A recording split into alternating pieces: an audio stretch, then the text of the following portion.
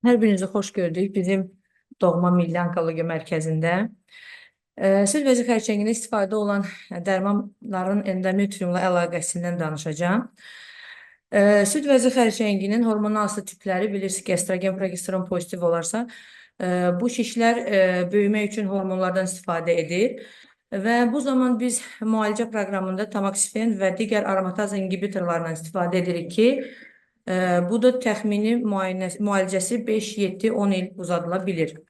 Süd vəzi xərçəngində və aromataz inhibitorlarının təsir mexanizmindən biraz geniş danışacağım.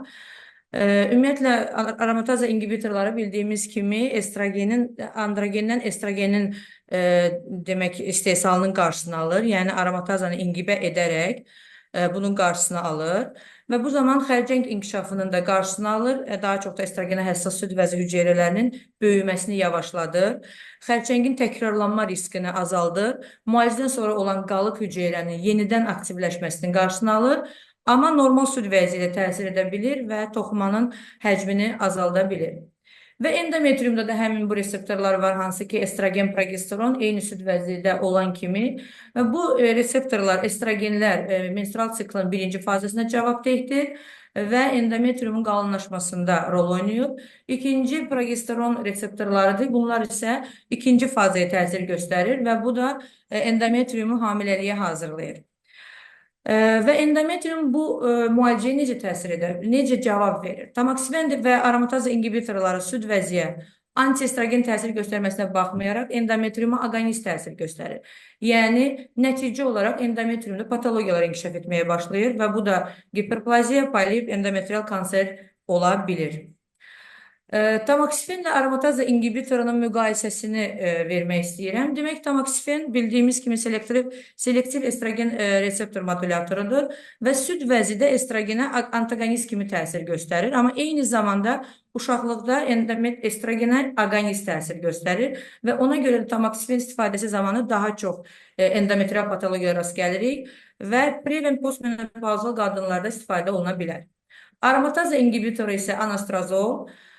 Bunlar bayaq dediyim kimi estrogenin bədəndə sintezini bloklayır və endometriuma daha az təsir göstərir və daha çox postmenopauzal qadınlarda istifadə olunur. Müqayisəvi biz təsirlərinə baxsaq, müsbət və mənfi təsirləri var hər iki preparatın. Tamoksifen menstruasiya zamanı təsir göstərir menstruasiya və menstruasiya davam edə bilər pasiyentdə.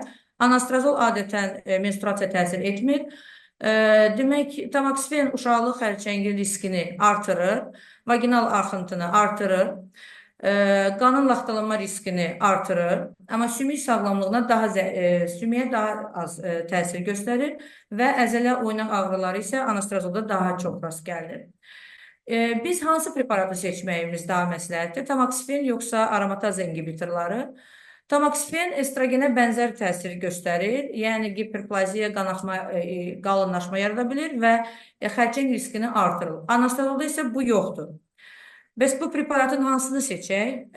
Nəticə olaraq belə bir nəticə verirəm ki, əgər xəstə menopozdadırsa və endometriumla bağlı riski yüksəkdirsə, anastrazol istifadəsinə üstünlük verməliyik. Və bu preparatların istifadəsində biz hansı patologiyaları görürük? Endometrial giperplaziya, tamoksifen qəbul edən pasiyentlərin 15-20%-də rast gələ bilirik. Poliplər isə 30-60% pasiyentlərdə rast gəlinir, endometrial xərçəng riski isə 1% təşkil edir. Risk faktorları, bayaq dediyim kimi, risk faktorları nəzərə alınmalıdır. Bura aiddir 50 yaş üstü pasiyentlər, 5 ildən çox tamoksifen qəbulu, postmenopauzal status, piyələnmə, şəkərli diabet və anamnezində endometrial patologiyalar olan pasiyentlər risk faktorlarına daxildir. Xəstə təqibi necə olmalıdır?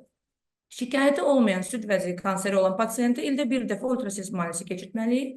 Şikayəti olan pasiyent həmən ultrases müayinəsinə yönləndirilməlidir və endometriumda hər hansı bir patologiya aşkarlayaraqsa, paypal biopsiya və yaxud da histeroskopiya aparılmalıdır. Premenopauzal pasiyentdə endometrium siklin gününə uyğun nəzarətdə qalmalıdır.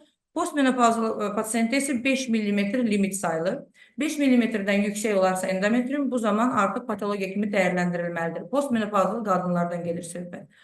Qanaxması olan postmenopauzal xəstədə endometrium 5 mm-dən çox olarsa, endometrial kanser riski 7,3 5 millimetr az olarsa 0,07%-dir. Yəni fərqə baxın. Uşaqlıq qanaxması olmayan xəstələrdə isə endometrium 11 milli bizdə limit sərhəd sayılır. 11-dən yüksək olarsa endometrial kanser riski 6,7%-dir. 11 millimetrdən azdırsa 0,002% təşkil edir. Bayaq dediyim kimi, paypal biopsiya apararaq patologiya görən kimi və yaxud da gistroskopiya. Mən daha çox gistroskopiyanın tərəfdarıyam. Nəyə görə? Çünki uşaqlıq boşluğunu qızıl standartdır gistroskopiya, uşaqlıq boşluğunu tam müayinə edə bilirik. Patologiyanın lokalizasiyasını, ölçüsünü, şübhəli olub-olmadığını hətta həmən anda təyin etmək olur görüntü olaraq. Və həm də eyni anda bizim gistrorezeksiyaya keçmə imkanımız var. Həmən anda həmən patologiyanı aradan qaldıra bilirik. Histroskopiya ümumilikdə hansı patologiyalarda aparılır? Hamımız bildiyimiz kimi daha çox sonsuzluqda, təkrar düşüklərdə, anormal qanaxmalarda, endometrial poliplərdə, bitişmələrdə və s.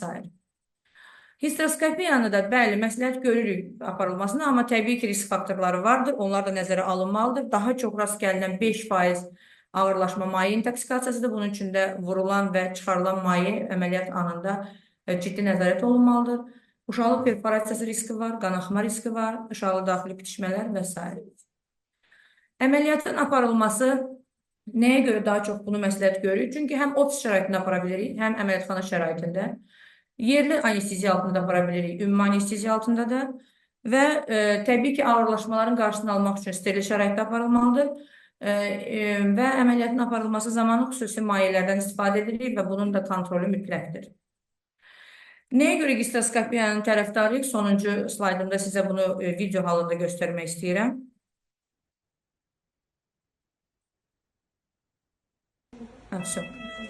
Birinci videoda yəqin ki, yaxşı görsənir. Ön divarda lokal kalsinat yığını var, yığını kimi görsənir. Məsələn, bu pasiyenti biz paypal biopsiya alsaydıq, bu sahəni görməyəcəyik. Dəfələrlə mən sizə yaxından onu göstərirəm ki, ümumi görüntüdə biz bu xəstə süd vəzi kanseri olan pasiyenti ultrasəs müayinəsində hiperplaziya diaqnozu ilə biz bu pasiyenti qanlı ifrazat olduğuna görə gistroskopiya müayinəsini almışıq.